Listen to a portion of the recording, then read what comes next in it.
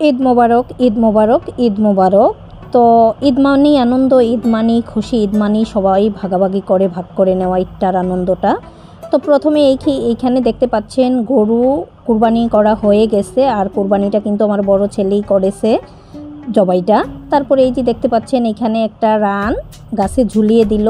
তো আমি একটা ছুরি নিয়ে কাটতেছি, ওরা নিষেধ করতেছে, আমার ছেলেও নিষেধ করতেছে যে আম্মু হাত কেটে যাবে। বললাম যে তোমরা দেখো, আমার কাছে বরাবর এই কাজটা করতে খুব ভালো লাগে। খানসাপ থাকলে হয়তো এখানে আসতে দিত না, তারপরে যাই হোক খুব আনন্দের সহিত করতেছি কাজটা। আমার মনে হয় প্রফেশনালি কষাই হয়ে গেছি, ওদের থেকেও মনে হয় আমি খুব ভালো কাটতে পারি। আপনারাও দেখেন, যাচাই করে নেবেন। তারপরে এই যে দেখেন কেটে নিতেছি। তারপরে এই যে এইখানে সবগুলো আস্তে আস্তে করে রান ছুটিয়ে আনলো ওখান থেকে। তারপরে কিছু মাংস কাটা হচ্ছে। তারপরে এই যে দেখেন বড় ছেলে একদম হাঁপিয়ে গেছে একটু কাজ করে, আর ওরা তো কাটতেছেই। আর এই পাল্লাটার জন্য প্রতি বছর আমার খুব লেট হয়ে যায়, তাই এবার এই পাল্লা আমি কিনে বাসা থেকে নিয়ে আসছি। তারপরে দেখতে পাচ্ছেন এই যে বলে হাঁড়িতে সব জায়গায় মাংস তুলে রাখছে, এখন সবগুলা ঢেলে মিশিয়ে নিবে। তারপরে আমরা বরাবরের মতো যেই নিয়ম মতো কুরবানিটা করা সহিশুদ্ধভাবে সেই নিয়ম মতো আমরা ভাগ করে নিব।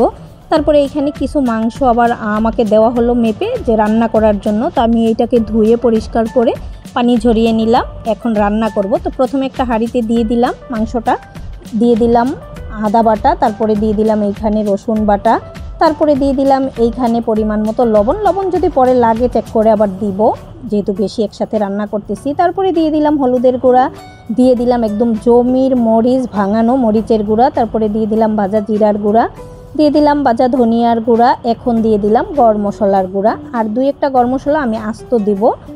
তারপরে আমি এই তো পেঁয়াজটা একটু ডিজাইন করে দিয়ে দিতেছি, রান্না মানেই তো আনন্দ, তাই না। তারপরে অল্প করে তেল দিয়ে দিলাম, তারপরে এখানে দিয়ে দিলাম তেজপাতা, গোটা 2-3টা এলাচ, দারচিনি দিয়ে এখন এইটাকে ভালো করে মাখাতে হবে একদম মশলাটা দিয়ে মাংসটার সাথে।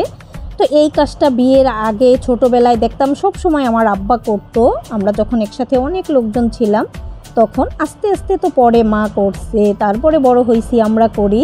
তারপরে এই যে কিছুক্ষণ মাখিয়ে রেখে দিলাম, এখন চলে আসলাম চুলায়। আর আমার মনে হয় যেন রান্না করতে খুব ভালো লাগে, সেটা মাটির চুলা হোক আর গ্যাসের চুলা হোক। তারপরে যে নারিকেল পাতা দিয়ে একদম গ্যাস লাইট দিয়ে চুলাটা জ্বালিয়ে দিলাম। এই তো দেখতে পাচ্ছেন ভিতরে আমার লাকড়িও দেওয়া আছে চুলায়। তারপরে এই যে দেখতে পাচ্ছেন মাংসটা কিন্তু আস্তে আস্তে গরম হয়ে যাচ্ছে নিচ থেকে। তারপরে একটা এই যে হাতলের সাহায্যে আমি এটাকে নেড়ে চেড়ে দিব। দেখতেই পাচ্ছেন মাংসটাতে একটু ঝোল উঠে গেছে, এটাকে জাল করে আবার কমিয়ে নিব আর কি। আর মাশাআল্লাহ কালারটা কিন্তু খুব সুন্দর। তো এখানে একটু অন্ধকার অন্ধকার দেখা যাচ্ছে, গ্রাম মানেই তো কারেন্ট নাই, সেটা মানতে হবেই আমাদের। তারপরে এই যে দেখতে পাচ্ছেন ফাইনালি রান্না হয়ে গেছে, এখন এটা চুলাই বসানো থাকবে, আরও পানিটা শুকিয়ে যাবে।